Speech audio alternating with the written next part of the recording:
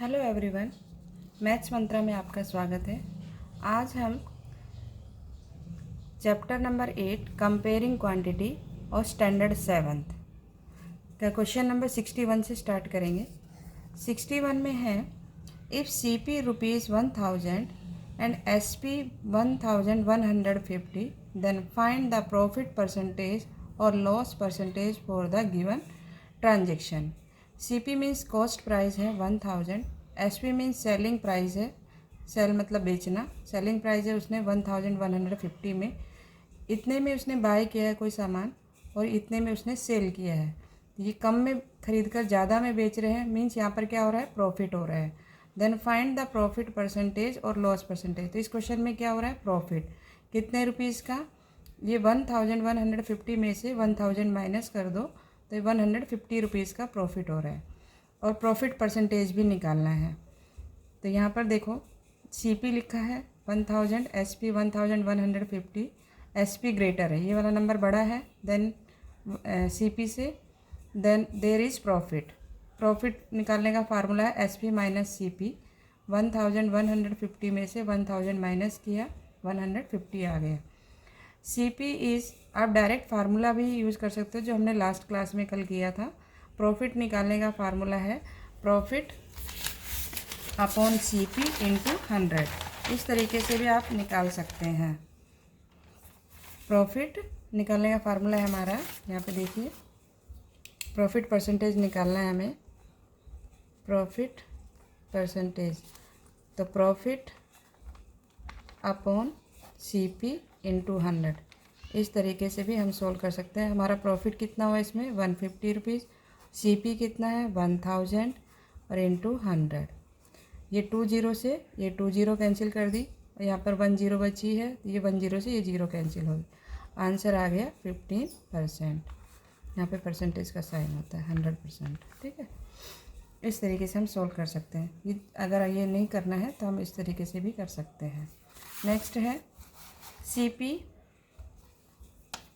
Cost price दिया हुआ है 2000, ओवर हेड एक्सपेंसिस उस पर कुछ और खर्चा किया गया है, वो है 500 rupees. S P 3000, find the profit percentage और loss percentage for the given transaction. अब यहाँ पर जो कॉस्ट प्राइस है वो 2000 है, पर ओवर हेड एक्सपेंसिस मतलब अलग से खर्चा किया गया है 500। फॉर एग्जांपल जैसे कि हमने कोई साइकिल खरीदी, ओल्ड साइकिल खरीदी, हमने वो 2000 में खरीदी और उस पर 500 रुपीज़ के हमने टायर ट्यूब ये सब चेंज कराया, तो हमें उस साइकिल, हमें जो साइकिल पड़ी है, जो मतलब जो कॉस्ट है साइकिल की, कितनी हो जाएगी 2500, क्योंकि हमने 500 रुपीज़ और एक्स्ट्रा खर्च भी तो किए ना साइकिल पर, तो 2500। तो 2500 में हमने वो साइकिल बाय की है और उसको 3000 में हमने सेल कर दिया। तो यहाँ पर क्या हो रहा है, यहाँ पर भी हमें प्रॉफिट हो रहा है। फिर प्रॉफिट परसेंटेज निकाल देंगे, इस तरीके से हम इसको सोल्व करेंगे। वो तो मैंने तुम्हें एग्जाम्पल बताया। अब इसमें इसने कोई भी सामान बाय किया है और उसका जो है कॉस्ट प्राइस है 2000 और ओवरहेड अलग से जो खर्चा किया है वो 500 रुपीज़ किया है। तो टोटल कॉस्ट कितनी हो जाएगी, नेट प्राइस हो जाएगा 2500। इन दोनों को हम प्लस कर देंगे। 2500 इसकी टोटल कॉस्ट हो गई और 3000 में उसने सेल कर दिया, तो तब भी उसको 500 रुपीज़ का प्रॉफिट हो रहा है ना। तो फिर प्रॉफिट परसेंटेज निकाल देंगे। नेट पी, नेट प्राइस, इसको बोलते हैं N P means net price. तो सी पी और प्लस एक्सपेंसिव जो इसने खर्च किया ना, C P plus expenses. C P है हमारा 2000 और प्लस 500, तो ये हो गया 2500 रुपीज़। ठीक, 2500 रुपीज़। एस पी है हमारा 3000। यहाँ पर हमें इस क्वेश्चन में क्या हो रहा है, प्रॉफिट, क्योंकि एस पी ग्रेटर है देन एन पी से प्रॉफिट हुआ। यहाँ पर प्रॉफिट निकालने का फार्मूला होता है S P minus C P या एन पी। सी पी है 3000 माइनस 2500 माइनस किया 500 रुपीज़। 500 रुपीज़ का प्रॉफिट हुआ। प्रॉफिट परसेंटेज निकालना है आपको, परसेंटेज का साइन सॉरी, यहाँ पर profit upon C P into 100, ये हमारा फार्मूला है। CP है हमारा यहाँ पर 500, प्रॉफिट है 500 सॉरी, और CP जो आया है, जो नेट प्राइस है उस पर निकालना है आपको।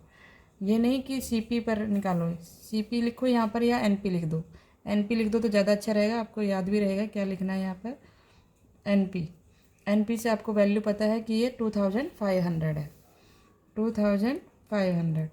CP लिखोगे तो आप 2000 लिख दोगे, जिससे कि आंसर रॉन्ग हो जाएगा, क्योंकि हमने एक्सपेंसेस भी किया है, अलग से खर्च भी किया है, वो भी काउंट होगा इसमें।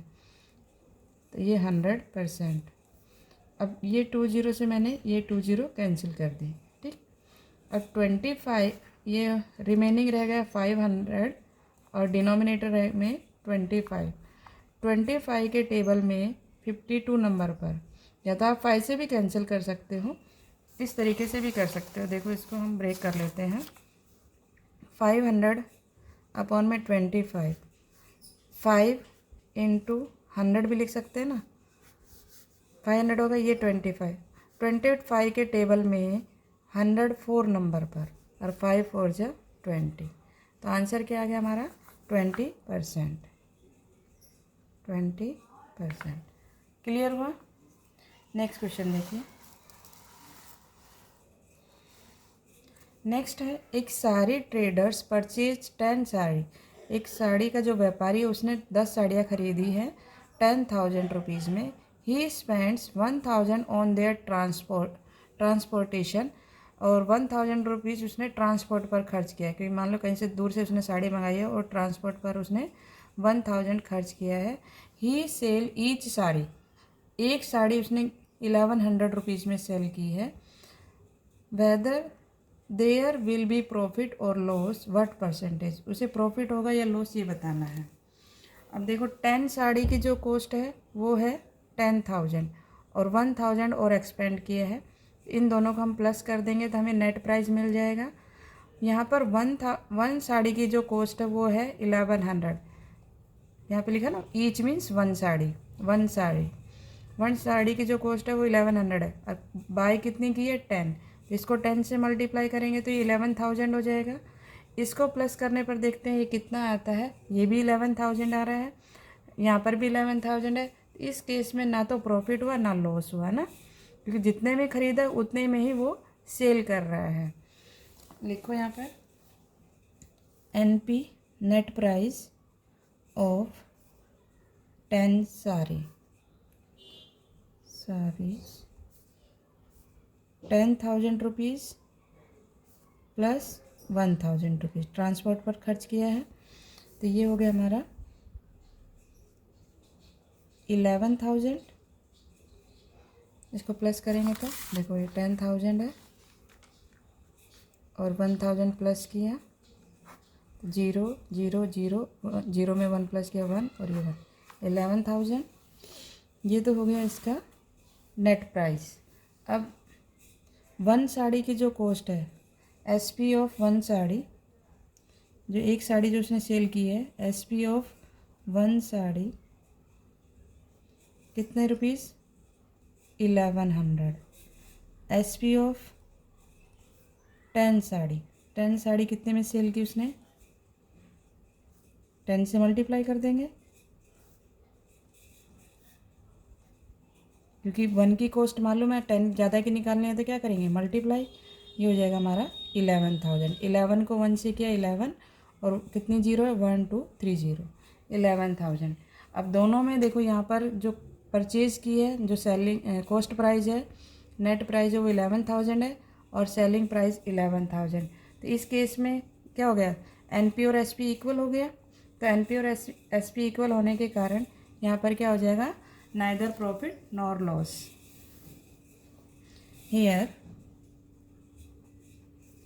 NP and SP are equal। ठीक, इस साइड लिख देते हैं एक लाइन, यहाँ पर एक स्टेटमेंट इधर डाल देते हैं, स्पेस कम है ना, इस साइड लिख देते हैं। Therefore द ट्रेडर्स, व्यापारी को क्या हुआ यहाँ पर, लॉस हुआ या प्रॉफिट हुआ, there will get neither profit nor loss, ना प्रॉफिट हुआ ना लॉस हुआ। ठीक है, नेक्स्ट क्वेश्चन है। अब है डेफिनेशन। सिंपल इंटरेस्ट और charge given on borrowed money. Simple interest है जैसे कि हम किसी से कुछ उधार लेते हैं, फॉर एग्जांपल ऐसे समझेंगे, किसी से कुछ मनी लेंडर से, किसी ज़मींदार से या फिर बिल्डर से या फिर कोई भी जो पैसे उधार देता है, हमने उससे किसी से पैसे उधार लिया। तो फॉर एग्जांपल हमने 100 रुपीज़ लिए, तो जब हम उसको रिटर्न करेंगे तो कुछ रुपए हमसे चार्ज करेगा। उसने कहा कि मैं 100 रुपीज़ आपको दे रहा हूँ और फिर जब आप रिटर्न करोगे तो मुझे 105 रुपीज़ करना। जो 5 रुपीज़ जो हमने एक्स्ट्रा दिए वो हमारा दैट इज़ कॉल्ड इंटरेस्ट। वो क्या कहलाएगा? इंटरेस्ट। और कितने टाइम पीरियड के लिए दिया वो भी आपको वो बताएगा कि मैंने 1 साल के लिए दिया या 6 मंथ के लिए, तो उसके अकॉर्डिंग वो अमाउंट बढ़ता चला जाएगा। Define principal. अब डेफिनेशन लिखनी है प्रिंसिपल की। द मनी, यहाँ पे लिख देते हैं, the money you borrow, borrow मतलब होता है उधार लेना, और lend is known as principal. ठीक है, किसी से हमने पैसे उधार लिए हैं वो क्या कहलाएगा? हमारा प्रिंसिपल। इंटरेस्ट क्या होगा? जो पैसा हमने रखा उस पर हमने कुछ एक्स्ट्रा मनी दिया, that is called interest. For keeping, जो मनी हमने रखा, फॉर कीपिंग, कीपिंग मतलब रखना, मनी, या प्रिंसिपल भी बोल सकते हो उसको, प्रिंसिपल फॉर सम टाइम, कुछ समय के लिए हमने जो पैसा उधार रखा, the borrower, WER, has to pay some extra money, जो हमने एक्स्ट्रा मनी दिया, टू द बैंक, या बैंक से लिए, जिससे भी हम उधार ले रहे हैं उसको हम एक्स्ट्रा मनी दे रहे हैं। अगर हम बैंक से लोन ले रहे हैं तो बैंक को भी हम एक्स्ट्रा मनी देते हैं ना। This is known as interest. जैसे हम बैंक से कोई चीज़, जैसे कि हमने बैंक से लोन लिया या गाड़ी कोई परचेज़ की बैंक के थ्रू, तो हमें जो उसकी जो एक्चुअल कॉस्ट होती है उससे ज़्यादा मनी देना होता है, और जो ज़्यादा मनी दिया वही that is called interest. Amount निकालने का जो तरीका है वो प्रिंसिपल प्लस इंटरेस्ट होता है। प्रिंसिपल में इंटरेस्ट को ऐड कर देंगे तो हमारा अमाउंट हो जाएगा। जैसे मैंने कहा कि 100 रुपीज़ हमने किसी से उधार लिए और जो 5 रुपीज़ इंटरेस्ट दिया, तो टोटल मिलकर क्या हो गया? 105, दैट इज़ कॉल्ड अमाउंट। ये formula is right. Next question है,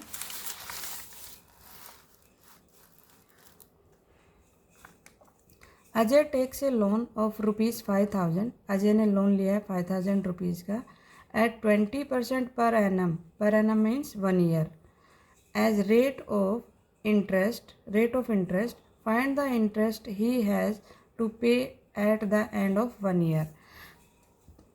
उसने साल के एंड में कितना इंटरेस्ट दिया ये फाइंड आउट करना है। लोन लिया मीन्स प्रिंसिपल हो गया, उधार लिया है principal, R rate of interest 20%, और टाइम कितना है? 1 ईयर, टाइम इज़ 1 ईयर। तो ये फार्मूला है सिंपल इंटरेस्ट निकालने का, P into R into T, principal multiply rate of interest plus time upon 100। Principal है 5,000, रेट ऑफ इंटरेस्ट है 20, टाइम है 1 ईयर अपॉन 100।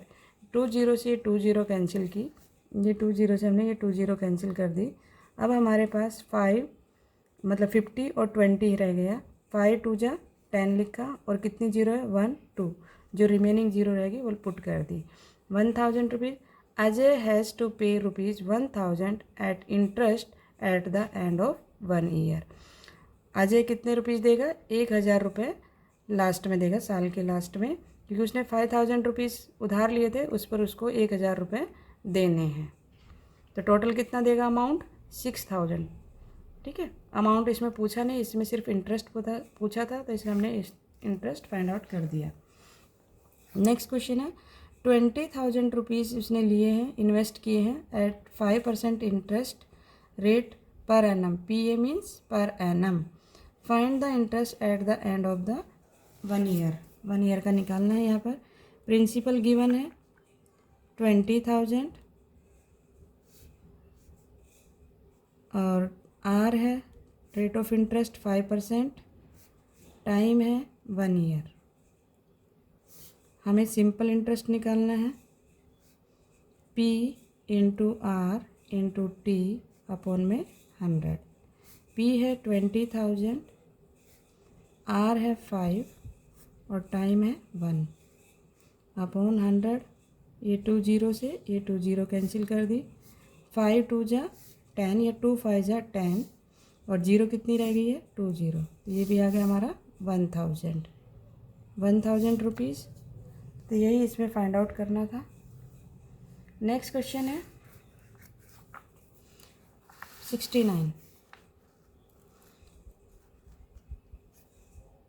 69 में देखेंगे ₹4000 is given at 9% per annum rate of interest. Find the interest with will be received eight the end of 2 year.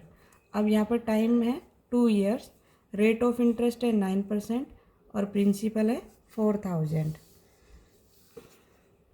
P equal to 4000, R है 9% और time है 2 years. ठीक है, 2 years words में लिखा है, नंबर्स में लिख लिया हमने। इंटरेस्ट निकालना है, simple interest P into R into T upon 100। P की वैल्यू है 4000 और R की वैल्यू है 9 और T की वैल्यू है 2 अपॉन 100। ये 2 जीरो से ये 2 जीरो कैंसिल किया। 4 9 जा 36, 4 को 9 से मल्टीप्लाई किया 36 और 36 को 2 से मल्टीप्लाई करेंगे तो 72 और एक 1 जीरो है यहाँ पर, तो 720। अब देखो 4 9 जा 36 किया, 2 से मल्टीप्लाई किया, 6 2 जा 12, 1 कैरी, 2 3 जा 6 और 1 7, 72। या फिर आप ऐसे भी कर सकते हो, 2 9 जा 18, 18 4 जा 72, तो रुपीज़ आ गए 720। इतना इंटरेस्ट उसको पे करना होगा। नेक्स्ट क्वेश्चन है ₹6050 is borrowed at 8.5% rate of interest per annum. Find the interest and the amount. यहाँ पे इंटरेस्ट भी फाइंड करना है, अमाउंट भी, to be paid at the end of 3 years. यहाँ टाइम है 3 ईयर्स। प्रिंसिपल है हमारा 6050, रेट ऑफ इंटरेस्ट है 8.5%, टाइम है 3 ईयर्स। सिंपल इंटरेस्ट निकालना है, उसका फार्मूला है P into R into T upon में 100। 6050 P की वैल्यू, R की वैल्यू है 8.5, T की वैल्यू है 3 डिवाइड बाय 100। अब इसको कैंसिल करेंगे, हम डेसिमल रिमूव करके भी कैंसिल कर सकते हैं। देखो इसको कैसे करेंगे, 6050 इंटू 85 लिखेंगे। जब डेसिमल रिमूव करते हैं तो डेसिमल को हटा देते हैं। यहाँ 100 था और इसका डेसिमल रिमूव किया है तो 10 आ जाएगा, क्योंकि डेसिमल के राइट में 1 डिजिट है, इसलिए ये 10। अब क्या कैंसिल होगा, ये जीरो से हमने जीरो कैंसिल कर दिया। ठीक है, हम इसको कैंसिल करेंगे फिर डिवाइड करेंगे तो बहुत बड़ा हो जाएगा। 100 रहेगा तो हम डेसिमल इजीली पुट कर सकते हैं। तो 605 को 83 से मल्टीप्लाई करते हैं, 85 से, सॉरी 85 से। 5 5 जा 25, जीरो है तो ये 25 आ जाएगा। 5 6 जा 30, नेक्स्ट नंबर से मल्टीप्लाई करना है क्रॉस, 8 5 जा 40, आगे 0 है तो 40 का 40, 8 6 जा 48, तो 5 2 4 3 और 8 प्लस के 11 और ये 5, ये आ गया हमारा 51,425। अब मल्टीप्लाई करना 3 से, 3 से मल्टीप्लाई करेंगे। 3 5 जा 15, 1 कैरी, 3 2 जा 6 7, 3 4 जा 12, 1 कैरी, 3 1 जा 3 और 1 4, 3 5 जा 15, तो ये आ गया हमारा 154,275 डिवाइड बाय 100। अब डेसिमल पुट कर देंगे। डेसिमल कहाँ आएगा हमारा 154,275। 100 में 2 जीरो है, 2 डिजिट छोड़कर राइट से डेसिमल लगाएंगे, ये 75 के आगे। अब इसमें अमाउंट भी निकालना है। ये तो क्या है हमारा इंटरेस्ट। अमाउंट निकालने का जो फार्मूला है वो क्या है, अभी हमने इससे पहले पढ़ा था यहाँ पर, ये रहा अमाउंट निकालने का, principal plus interest. Principal plus interest, principal है 6050 और इंटरेस्ट आया है 1542.75, प्लस कर देंगे। यहाँ पर देखते हैं 6050 को प्लस करना है 1542 डेसिमल 75, ऊपर डेसिमल नहीं है या लास्ट में डेसिमल लगाकर 00 लिखेंगे। रुपीज़ ऐसे लिखते हैं ना, रुपीज़ और पैसे लिखने हो तो ये 5 7, 0 में 5 प्लस किया 5, 0 में 7 प्लस किया 7, 0 में 2 प्लस किया 2, 5 में 4 9, 0 में 5 प्लस किया 5, 6 में 1 प्लस किया 7, 7,592.75 इतने रुपीज़ उसको देने पड़ेंगे। तो अमाउंट टू बी पेड कितना हो जाएगा, यहाँ पे लिख देंगे the amount to be paid ₹592.75। ठीक है, तो इस तरीके से हमने क्वेश्चन नंबर 70 तक आज कंप्लीट कर लिया है। नेक्स्ट क्वेश्चन हम नेक्स्ट वीडियो में देखेंगे। अगर आपको वीडियो अच्छी लगी हो तो लाइक शेयर एंड सब्सक्राइब करना ना भूलें। Thank you.